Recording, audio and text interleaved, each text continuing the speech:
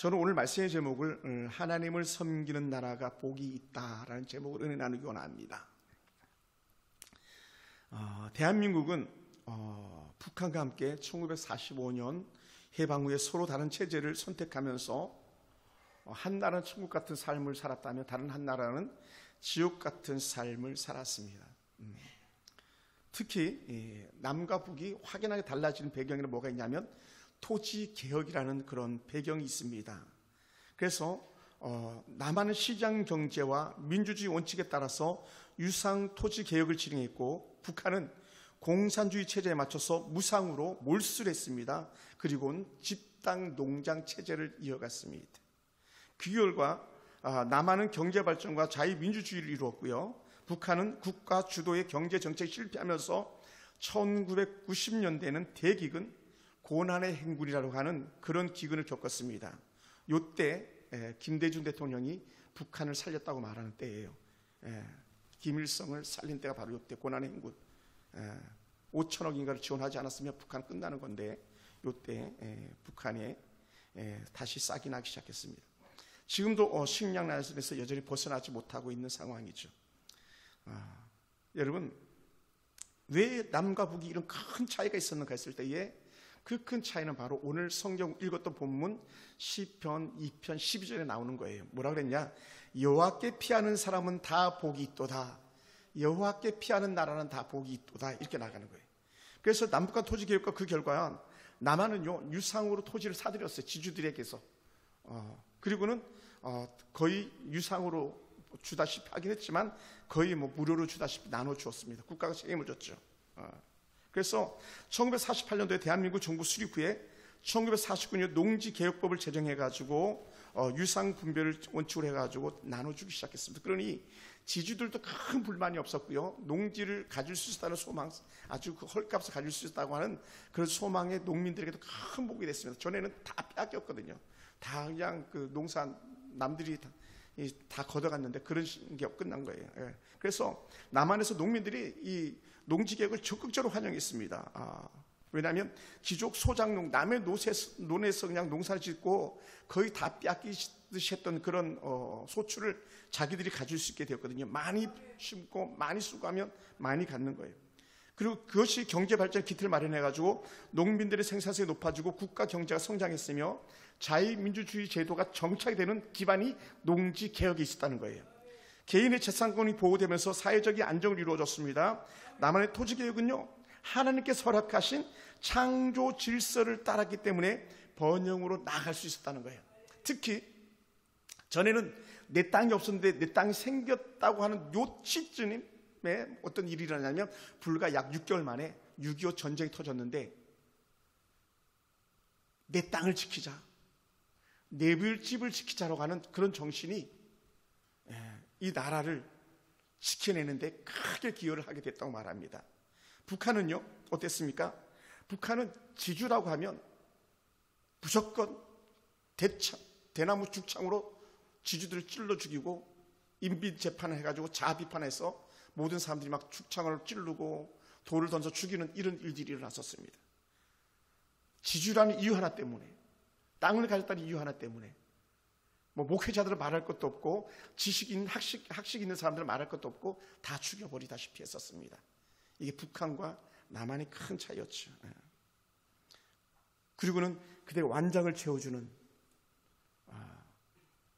그러다 보니까 완장의 힘 때문에 권력을 마음껏 휘둘렀던 사람들이 바로 북한의 사람들이었습니다. 그러다 보니까 어떻게 돼요? 농지를 국가가 소유하면서 농사를 짓게 했지만 이게 잘 이루어지지 않았습니다. 그래서 이제는 후에는 집단 농장 체제를 해가지고 공동생산 공동분배라는 사회주의 원리를 가지고 적용해가지고 농사를 지어보니까 잘 생산이 돼야 되는데 그렇게 하지 않은 거예요. 여기에 중국도 실패한 거거든요. 그래서 중국도 등소평이 흥묘백묘해가지고 자율경제 정책을 해가지고 중국이 오늘날 살게 된 거 아니겠습니까? 북한은 여전히 그런 게 없는 거죠. 그래서 1958년 집단 농장 체제로 전환해가지고 농업 생산성이 급락했습니다. 식량 부족 사태는 여전히 반복되어졌었고요.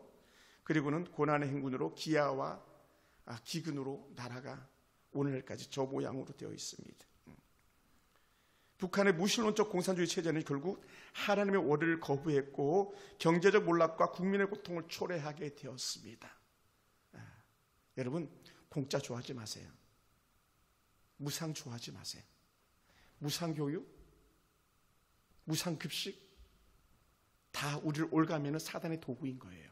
무상주택 다 사단이 올가매는 도구인 거예요. 왜냐하면 거기서 끝나게 만드는 제도인 거예요. 거기서 더욱 올라가지 못하게 하는 그것이 공산주의 체제였어요.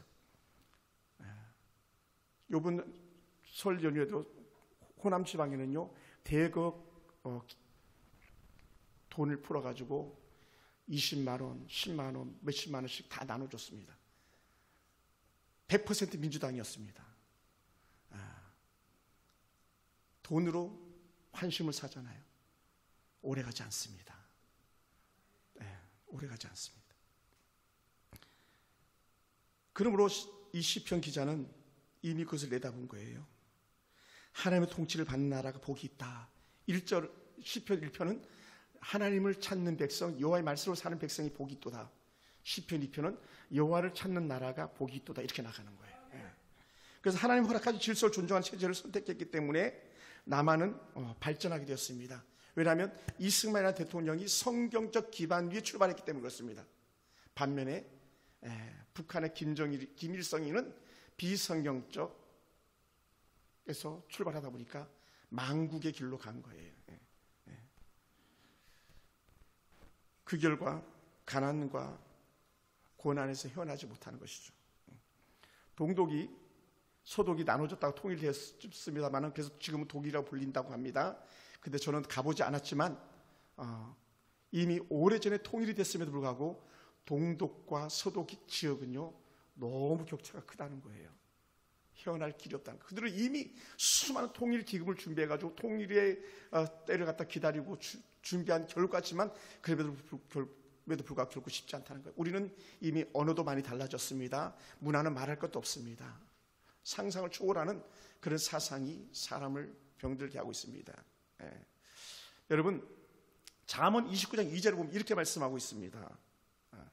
의인이 많으면 백성이 즐거워하고 악한 자가 다스리면 백성이 탄식하느니라. 악한 자가 다스리면 탄식하느니라. 하나님을 인정하고 공의를 행하는 나라에는 기쁨과 번영과 내일에 대한 소망이 있지만 그러나 악한 자가 다스림에 대해서는 장래의 소망이 없습니다. 그러므로 어떻게 돼요? 국민이 탄식하게 되어 있다는 것이죠.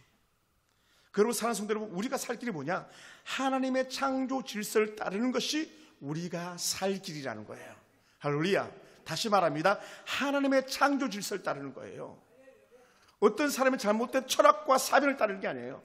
왜 지금 중국이 물론 빅2가 되어 있는 나라로 말하긴 합니다만은 그렇습니까? 여전히 빈부의 격차가 상극을 이루고 있습니까? 그것은요 잘못된 사상과 철학이 그들을 지배했기 때문에 그래요. 사랑하는 성도 여러분, 오늘날까지 중국이 그나마도 이 대열에 이르게 된 것은요 수도 없이 피 흘렸던 선교사들 은혜의 열매인 줄 믿습니다.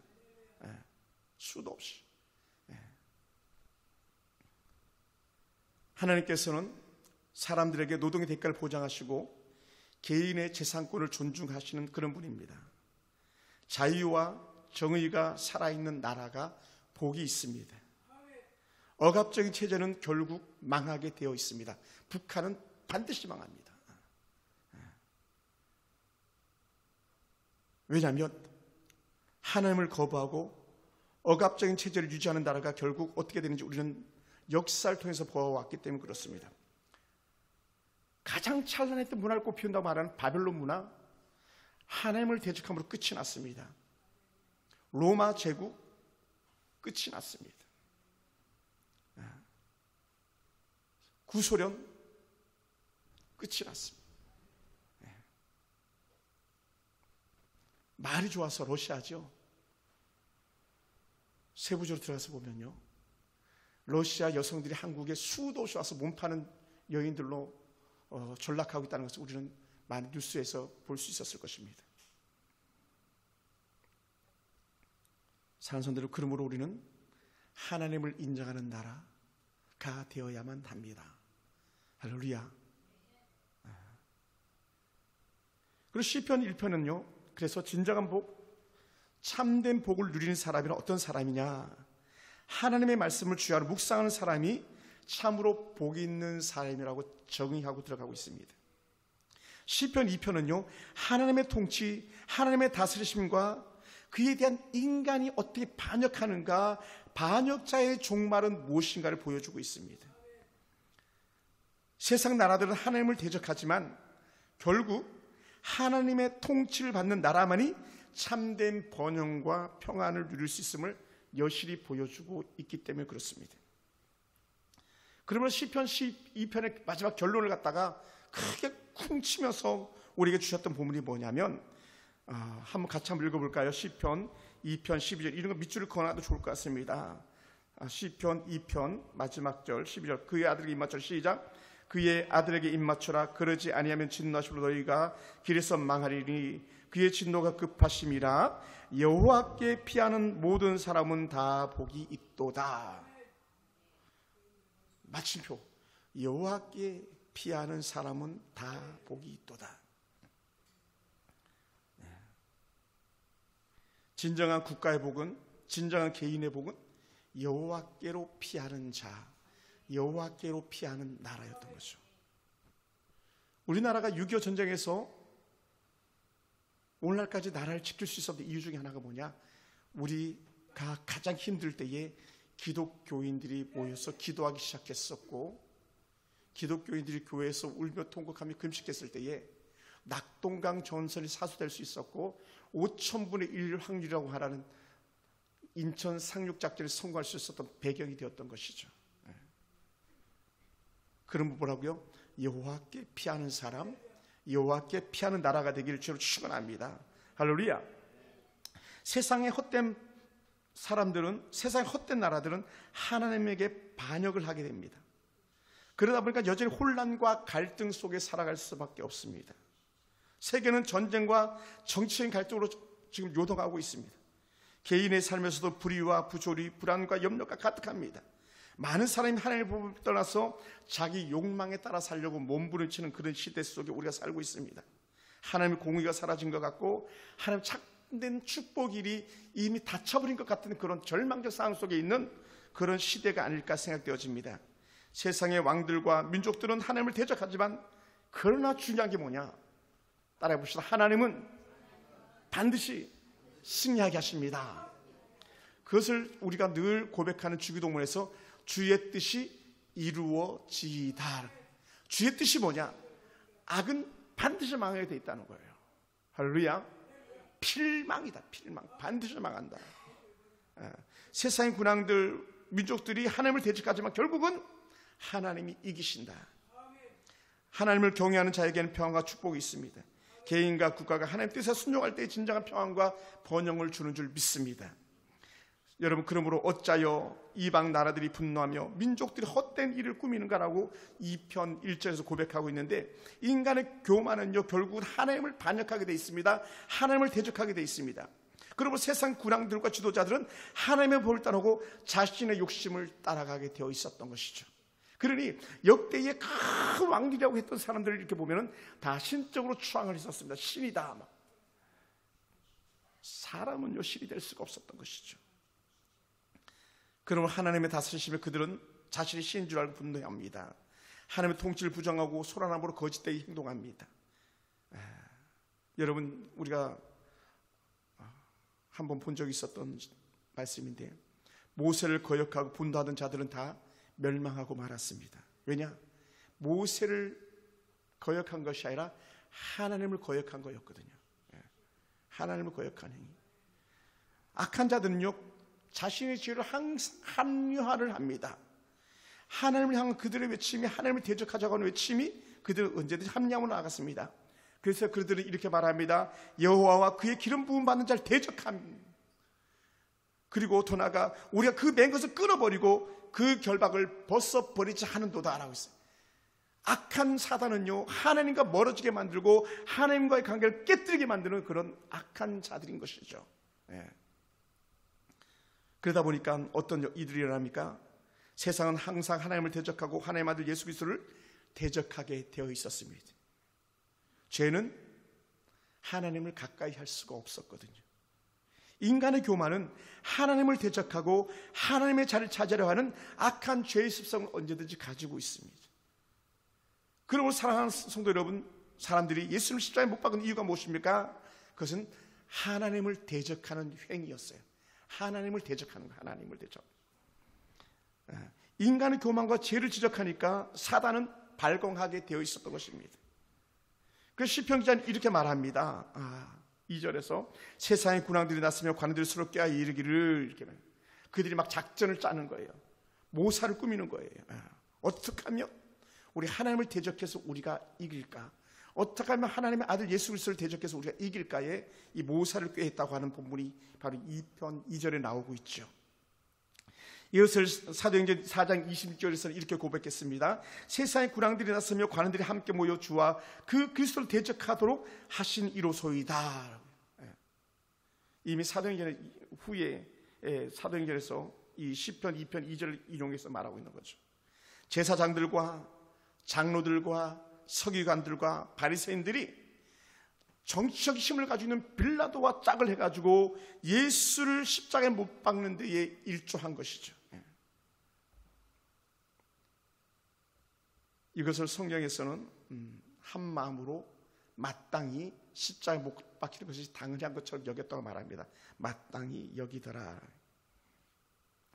하나님의 사람 스데반이 돌에 맞아 죽어갈 때에 곁에서 보고 있던 사울이라는 후에 바울이 된 사람이 뭐라고 여겼냐면, 스데반은 돌에 맞아 죽는 것이 마땅하게 여기더라, 이렇게 나와요. 당연한 거지. 왜요? 진리는 거짓과 함께 할 수가 없었거든요. 스데반이 진리를 말하니까 거짓된 자들이 귀를 막고 눈을 감고 돌을 던져서 스데반을 죽이고 말았죠. 그러나 결국 그 일은 다 헛되다라는 거예요.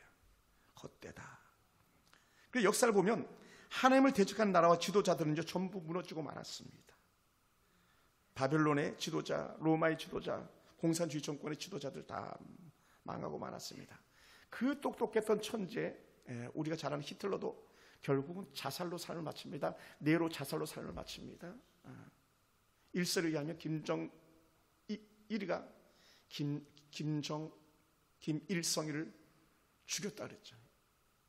김대중 대통령과 만날 그 즈음에 갑자기 급사하고 말았습니다. 뭐 정확히 밝혀지진 않지만, 여러분, 이러한 현상들을 보면서 우리 하나님은 어떻게 하셨을까요? 시편 2편 4절에 이렇게 말합니다. 하늘에 계신 이가 웃으시며 주께서 그들을 비웃으시리로다. 악한 자들이 승리한 것처럼 보이면서 어떤 사람들이 와 이제 끝났다 하면서 막 포도잔 기울이면서 축하 파티를 했었잖아요. 그런 것처럼 악한 자들이 그런다는 거예요. 야, 우리가 이겼다, 우리가 이겼어, 이렇게 할 때에 하늘에 계신 하나님은 비웃으시며 그들을 향하여 심판을 준비하고 계시는 거죠. 여러분, 하나님 세상 교만함을 비웃으시는 하나님입니다. 인간이 아무리 하나님을 대적하려고 해도 하나님께서 다스리는 권세를 무너뜨릴 수가 없습니다. 하나님 보실 때 얼마나 그들이 가소롭게 보였겠습니까? 예수님 십자가에 못 박았던 무리들이 얼마나 좋아서 춤을 췄겠습니까? 그런데 예수님 십자가로 가는 길이 하나님의 계획 속에 포함되어 있었다는 거예요. 이 땅의 모든 백성을 구하는 길은 십자가 길 외에는 없었다는 것이죠. 그리고 승리는 제사장이나 빌라도나 악한 사단이 승리한 것이 아니라 우리 하나님께서 예수 그리스도를 통해서 완전한 승리를 보여주신 줄 믿습니다. 할렐루야. 저는 이렇게 말하고 싶습니다. 우리 하나님이 이기셨습니다. 하나님이 이기심의 증거가 뭡니까? 부활이에요. 할렐루야. 부활. 그리스도가 부활하니 다급한 것은 제사장들과 장로들과 서기관들이었을 것입니다. 예수 이름을 못 박아 했던 외쳤던 자들이었을 것입니다. 그러니 사다들의 발걸음이 다급하기 시작했습니다. 그들이 다시 모여서 악을 꾀하기 시작합니다. 돈을 그때 쓰는 거예요. 돈으로 사람을 매수합니다. 여기서 성경에서 적나라하게 말하고 있는데 이 마태복음 28장 11절에 이렇게 평가합니다. 여자들이 갈 때 경비병 중 몇이 성에 들어가 모든 된 일을 대제사장이 알리니 그들이 장로들과 함께 모여 의논하고 군인들에게 돈을 많이 주며, 어떤 군인? 예수의 무덤을 지키던 군인들에게 돈을 많이 주며 이르되 너희는 말라기를 그의 제자들이 밤에 와서 우리가 잘 때에 그를 도둑질하여 갔다 하라. 예수님 시체를 도둑질 당했다고 하는, 예수 부활을 거짓으로 말하는 이런 것이 돈에 의해서 전파되기 시작했죠. 악한 자들은 돈으로 사람의 마음을 사고자 했습니다. 그랬더니 어떻게 돼요? 돈은요, 누구도 싫어할 사람이 없을 겁니다. 저도 뭐 예의가 아닐 거예요. 다 마찬가지 아니겠습니까? 그리고 우리 돈 때문에 벌벌 떨고, 돈 때문에 쩔쩔매고, 돈 때문에 권세 부리고, 돈 때문에 거만하고, 돈 때문에 죄를 짓는 일들이 우리 가운데 있지 않습니까? 그래서 마태복음 28장 15절에서 이렇게 평가했습니다. 군인들이 돈을 받고 가르친 대로 하였으리 이 말이 오늘날까지 유대인 가운데 두루 퍼지니라. 악한 자들의 방법은 예나 지금이나 같습니다. 돈으로 사람을 매수합니다. 돈으로 사람을 매수하고 돈으로 사람을 판결하지만 그 방법은 망하는 길이라는 것이죠.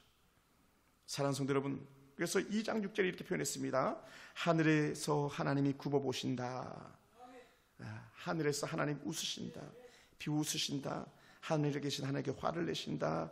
그들을 놀래키신다라는 거예요. 어떤 자들? 자기들이 이겼다고 말하는 악관계를 도모했던 자들이죠. 그런 대안을 보여주시는데, 하나님이 왕을 거룩한 산 시온에 세우십니다. 예루살렘 통치자로 세우십니다. 그리고 공의로 반드시 심판할 것이고 공의가 이길 것이라는 것을 보여주는데, 그 시온에 세우시는 분 바로 예수 그리스도인 것이죠. 할렐루야. 그러므로 하나님이 하실 일은요, 하나님은 반드시 공의로 심판하면서 개인의 삶도 국가의 운명도 하나님의 손에 달려 있다라는 거예요. 할렐루야. 여호와의 손에 달려 있다. 불의한 세상을 바라보며 좌절하거나 낙심하지 말고 우리는 하나님의 심판을 기다려야 된다라고 말합니다. 하나님을 두려워하고 그분의 뜻을 따르는 자만이 참된 평안을 누릴 수 있기 때문에 그렇습니다. 여러분, 북한에서 계급장 아무리 많이 달아도요, 김정은이가 마음에 안 들면 한 방에 다 날아갑니다. 법이 없으니까요. 그 사람이 법이니까요. 그것을 보는 하나님은 얼마나 마음이 슬프셨겠습니까? 하나님의 계획과 하나님의 통치하심이 누굴 통해 나타나느냐? 메시아를 통해서 나타나는데, 예수 그리스도를 이 땅에 보내셨던 하나님께서 시편 2편의 말씀을 이용해가지고 이렇게 표현합니다. 시편 2편 7절의 말씀, 너는 내 아들이라 오늘 내가 너를 낳았도다라고 하는 그런 말씀을 하시는데, 마가복음 1장 11절과 누가복음 3장 22절에서 예수님께서 세례 요한에게 세례를 받으실 때 그 역사적인 현장에 하나님의 거룩한 음성이 들려지는데 뭐라고 말씀하시냐면, 이는 내 사랑하는 아들이요 내 기뻐하는 자라. 시편 2편 7절의 말씀이 인용되어집니다. 너는 내 사랑하는 아들이라 내가 너를 기뻐하노라. 예수님을 이 땅에 보내신 것을 기뻐합니다. 왜냐하면 예수님께서 죄와 사망에서 이기는 길을 제시하는데 그것이 예수 그리스도였기 때문에 그렇습니다. 할렐루야. 그러므로 사랑하는 성도 여러분, 저와 여러분 이기는 줄 믿습니다. 예수 안에 있는 우리는 죄와 사망의 법을 이기는 줄 믿습니다. 지금은 때론 가난하고 비참하고 연약하고 초라해 보이고 진 것처럼 보일지 모르겠지만 우리는 반드시 이깁니다. 그것이 복음입니다. 하나님은 예수 그리스도를 왕으로 보내신 분임을 도장 찍어주시는 말씀이 그것이에요. 내가 너를 기뻐하노라. 너는 내 아들이라 내가 너를 기뻐하노라. 할렐루야. 그러면 사랑하는 성도 여러분, 우리 하나님께서 세우신 왕이 참된 왕입니다. 세상의 왕은요 완전할 수가 없습니다. 세상의 왕은 정직할 수가 없습니다. 세상의 통치자들은요 아무리 정직하려고 몸부림쳐보지만 정직하고 온전할 수 없습니다. 그러나 우리 주만이 정직하시고 온전하신 통치자인 줄 믿습니다. 그리고 사랑하는 성도 여러분, 세상의 모든 나라와 권력은요 뭐라고요? 예수 그리스도의 통치 아래 있는 거예요. 그래, 우리가 청년 때 제가 많이 찬양했던 것 중에 하나인데, 예수 우리 왕이요 이곳에 오셔서, 이렇게, 이게 왕이라는 표시인데 이곳에 오셔서 좌정하사 다스리시라고. 왜? 그분이 완전 통치하기 때문에. 하나님께서는 예수님께 모든 나라를 유업으로 맡겨주셨습니다. 예수 그리스도를 대적하는 자들은요 그러므로 반드시 심판을 받게 되었습니다. 반대로 예수님을 왕으로 모시는 자는요 하나님의 축복을 누리게 되어 있다라는 거예요. 그러면 우리가 한번 이것도 밑줄 쫙 꺼내도 좋을 것 같습니다. 2편 8절이에요. 우리 한번 볼까요? 8절을 같이 한번 읽어봅시다. 내게 구하라. 시작. 내게 구하라. 내가 이방 나라를 내 유업으로 주리니 내 소유가 땅끝까지 이르리로다. 아멘. 할렐루야. 이방 나라를 우리에게 유업으로 주신다. 나라와 개인의 미래는 하나님께 달려있다라는 거예요. 미국이 위대한 복의 나라인 근거가 뭡니까? 그들은 하나님을 더 잘 믿기 위해서 넘어왔던 사람들이거든요. 그 나라의 기초 질서는 하나님의 복음이 성경이 중심이 되었었거든요. 그러므로 부러운 나라인 거예요. 지금은 많이 오염돼서 그렇지만 다문화, 다민족이 흡사이다 보니까는 이 미국이라는 정체성, 복음의 정체성이 흐트러져서 그렇지 그것을 바르게 세워가려고 이제 몸부림치고 있지 않습니까? 그게 참으로 복이 있는 나라라고 여겨집니다. 나라와 개인의 모든 것은 하나님의 손 안에 있다. 할렐루야. 세상의 모든 것은 다 하나님의 통치 안에 있다. 그러면 우리가 하나님의 은혜 가운데서 예수님을 인정하고 우리 예수 그리스도의 통치하심을 바라보고 나가는 사람이라면 그 사람은 복 있는 사람입니다. 예수 그리스도의 다스림을 받아들이는 것이 참된 복의 길이기 때문에 그렇습니다. 하나님은 악한 자들의 통치권을 부수어 버리십니다. 그래서 2편 9절에 이렇게 고백했어요. 내가 철장으로 그들을 깨뜨리며 질그릇같이 부수리라 하시도다. 여기서 뭐 원어적인 의미의 철장이라는 게 홀, 쥐시봉 이렇게 말할 수 있는 건데 저는 이걸 다시 한번 이렇게 그려봤어요. 너무너무 막 그 거대한 큰 사람이 예를 들어서 큰 철퇴를 들고 돌을 깨뜨리듯이 탁자를 깨뜨리듯이 박살내듯이 하는 현상이 바로 오늘 2편 9절에 제게 이미지로 그림이 그려집니다. 아무리 나를 쳐봐 나는 부서지지 않아 이렇게 하는 자들에게 하나님께서 치시면 깨어지지 않을 것이 없다는 것을 2편 9절에서 말하고 있는 거죠. 그런데 악한 자들은 뭐라고 말합니까? 쳐봐 하는 거예요. 하나님께서 후 불면 다 날아갈 것들인데 초계같이라 말했습니다. 불티같이 말했습니다. 초계처럼 불티처럼 날아가 버릴 것인데 여러분 소돔과 고모라가 얼마나 살기 좋은 곳이었겠습니까? 그렇게 욕심 많고 꿈이 많았던 롯이 그렇게 동경에서 갔던 곳이 소돔과 고모라인데 하나님께서 한번 후 보니까 완전히 멸망하고 말았지 않습니까? 폼페이라는 도시가 어땠습니까? 하나님께서 한번 후 보니까 완전히 뭐 화산재에 뒤덮여가지고 멸망의 도시가 되고 말았지 않습니까? 여러분 우리는 하나님만이 강한 분임을 인정해야 됩니다. 우리는 그러면 전적으로 하나님을 인정하는 것이 우리에게 살 길인 줄 믿습니다. 여러분 언제나 하나님이 이깁니다.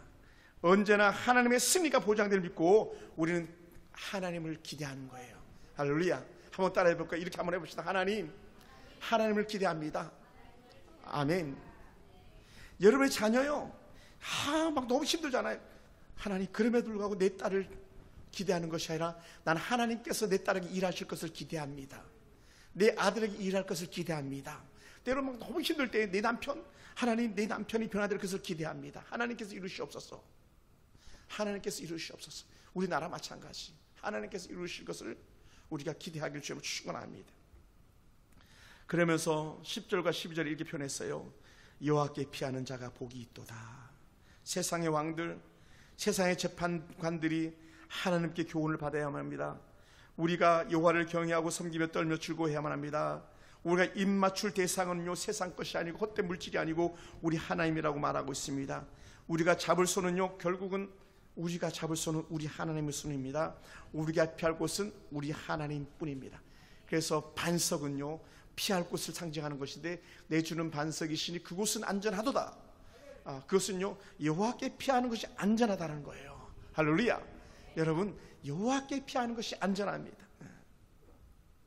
하나님을 두려워하는 자만이 참된 평안을 누리기 때문에 그렇습니다. 하나님을 거역하는 자는 반드시 심판을 받지만 하나님을 의지하는 자는 하나님의 보호와 평안을 경험하지만 그러나 여호와를 대적하는 자들에게는 멸망이 있을 뿐입니다. 우리나라가 하나님을 의지하면 하나님의 은혜가 회복될 줄 믿습니다. 오늘 우리가 하나님을 신뢰하면 우리의 삶이 복되고 평안해질 줄로 믿습니다. 사랑하는 성도 여러분, 하나님의 자녀들은요 하나님께 피하는 사람들입니다. 할렐루야. 인정하시기 바랍니다. 통장의 잔고가 아니에요. 여러분이 벌벌 떨고 가지고 있는 물질이 아니고 하나님, 막 기대고 싶은 자녀도 아니고요, 기대고 싶은 남편이나 아내도 아니고요, 하나님인 것이죠. 우리는 하나님께 피하지만 악한 자들은요 망하는 길로 가는 거예요. 망하는 길로 가요. 의인의 길은 여호와께서 인정하시나 악인의 길은 망하리로다 라고 선포했거든요. 시편 1편이에요. 사랑하는 성도 여러분, 그럼 오늘 우리가 하나님을 경외하는 것이 참된 지혜요 축복의 길인 줄 믿습니다. 하나님을 대적하는 자들은 결국은 망할 수밖에 없습니다. 그러나 하나님을 의지하는 자들은 지금은 진 것 같고, 지금은 작은 자 같고, 지금 망하는 자가처럼 보일지라도 반드시 이기게 되어 있음을 믿습니다. 우리나라 역사가 그것을 말해주고 있거든요. 역사가 말해주고 있어요. 그럼 우리는요 하나님의 공의하신, 다른 말로 하면 하나님의 정의인데요 바른, 그것을 믿으시기 바랍니다. 이렇게도 말하고 싶어요. 하나님은 언제나 옳습니다. 하나님은 언제나 옳습니다. 하나님의 옳음, 하나님의 공의는 반드시 이루어집니다. 세상은 혼란스럽고 불안한 일이 많아 보이지만 하나님께서 다 보고 계시고 반드시 공의롭게 세상을 심판하실 줄 믿습니다. 그러므로 사랑하는 성도 여러분, 우리는, 또 우리 교회는, 우리 나라는 예수 그리스도를 왕으로 모시고 그분의 통치하심을 기대하시기 바랍니다. 하나님께서 세우신 참된 왕은 예수님이십니다. 개인과 나라가 예수님의 통치를 받아들일 때 참된 만족과 기쁨이 있습니다. 그러므로 우리나라는 약간의 희망이 있습니다. 왜?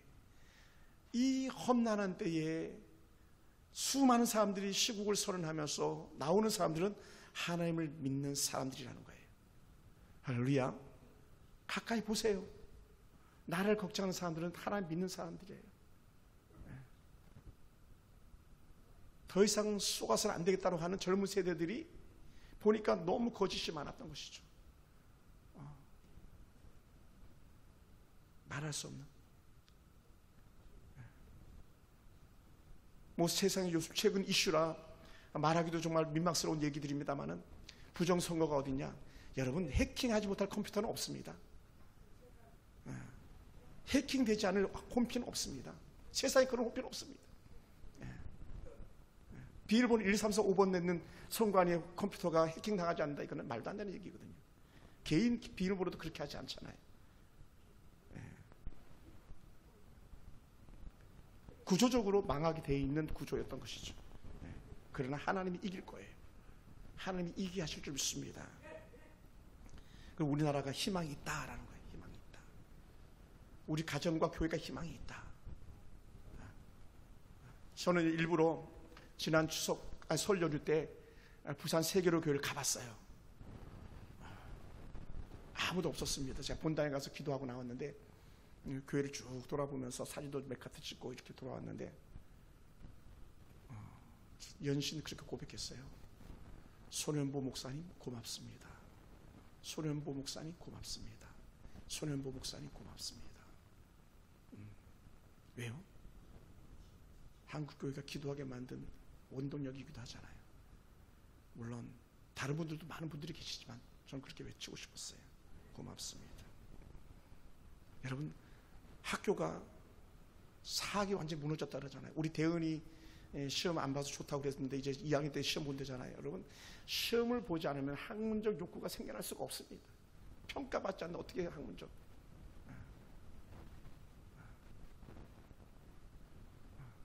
어디 그런 나라가 있겠습니까? 그러니 부산 세계로 교회도 갔더니 학교를 운영하더라고요. 학교. 유명한 교회들은요, 교회가 이미 학교를 운영하고 있어요. 왜냐하면 공교육을 믿을 수가 없다 해가지고요. 사실 믿을 수가 없잖아요. 그러니 안산 동산교회 갖고 기독교 학교를 이 악한 정권이 못 잡아가지고 안 내렸잖아요. 그래서 총시까지도 그냥 먹으려고 그랬었잖아요. 왜? 교육을 잡지 못하면, 사상을 잡지 못하면 악한 정권이 나라를 빼앗을 수가 없으니까. 항상 교육이거든요. 여러분 보세요. 부자들이 잘 사는 것이 아니라 교육받은 사람들이 잘 사는 거예요. 깨닫는 거예요. 네. 시편에서 그걸 계속 말하고 있습니다. 하나님을 경외하는 자가 복이 있다. 하나님을 경외하는 자가 평안을 누린다. 하나님을 떠난 자는 결국 망하게 된다. 그러므로 우리는 기도해야 됩니다. 하나님의 방법대로 우리가 살아가도록, 우리 하나님께서 주신 은혜의 길을 걷도록, 모든 순간마다 하나님이 우리를 인도하시도록 우리는 기도해야만 하는 것입니다. 그래야 우리가 하나님을 바라보고 우리가 하나님께 도움을 청하며 우리가 하나님 품 안으로 달려갈 수 있기 때문에 그렇습니다. 여호와께 피하는 사람은 다 복이 있도다. 그러므로 사랑하는 성도 여러분, 다시 한번 말씀드립니다. 우리가 개인적으로 하나님을 신뢰할 수 있기 원합니다. 하나님의 말씀에 순종하는 삶을 살아갈 수 있기 원합니다. 우리 국가가 공의를 세워가는 그런 나라가 되기 원합니다. 하나님의 뜻을 따르는 그런 나라가 되기를 원합니다. 우리의 미래를 하나님께 맡기고 하나님의 자신 속에 살아가기를 원합니다. 공법을 물같이 정의를 하수같이라고 하는 그 말은 아모스서에 나오는 말씀인데, 아모스가 각 나라들을 다 심판하신 하나님을 말합니다. 왜 그들이 각 나라가 망할 수밖에 없었는가 말할 때 단 하나, 공법을 흘리지 않았다. 다른 말로 하면 재판이 끝났다. 재판의 저울추가 기울었다라는 거예요. 망합니다. 그러나 하나님은 완전하십니다. 하나님께 피하는 자가 복이 있습니다. 사랑하는 성도 여러분, 오늘 우리는 혼란의 시대 속에 살아가고 있습니다. 가치관의 붕괴 속에 살아가고 있습니다. 남녀의 분리, 가족의 분리, 세대 간의 분리, 이간질 속에 우리는 살아가고 있습니다. 그러나 하나님은 아버지여, 내가 아버지와 하나 된 것 같이 저들도 하나가 되게 하시옵소서라는 것이 예수님의 마지막 기도였었습니다. 여러분의 가정이 하나 되기 원합니다. 남편과 아내가 하나 되기 원합니다. 가족들이 하나가 되고 교회가 하나가 되고 이 민족이 하나 되기를 우리는 계속적으로 그러므로 기도해야만 합니다. 왜요? 그래야 승리할 수 있기 때문에, 그래야 하나님 뜻을 이룰 수 있기 때문에 그렇습니다. 우리가 성령을 의지해서 하나님을 경외하는 자가 승리함을 다시 한번 깨닫게 되기를 원합니다. 우리가 성령을 의지해서 하나님을 신뢰하는 자들에게 길이 열리는 줄 믿습니다. 성령을 의지해서 하나님의 공을 믿고 담대히 살아가는 사람들을 통해서 하나님 다시 일하기 시작하는 줄 믿습니다. 우리의 삶과 나라의 미래를 하나님께 맡기고 오늘 말씀, 여호와를 경외하는 자, 하나님을 경외하는 자 복이 있다고 하는 이 대명제의 말씀에 우리가 아멘하면서 하나님께 주시는 복을 누리는 저와 여러분 되기를 주여 축원합니다. 기도하겠습니다.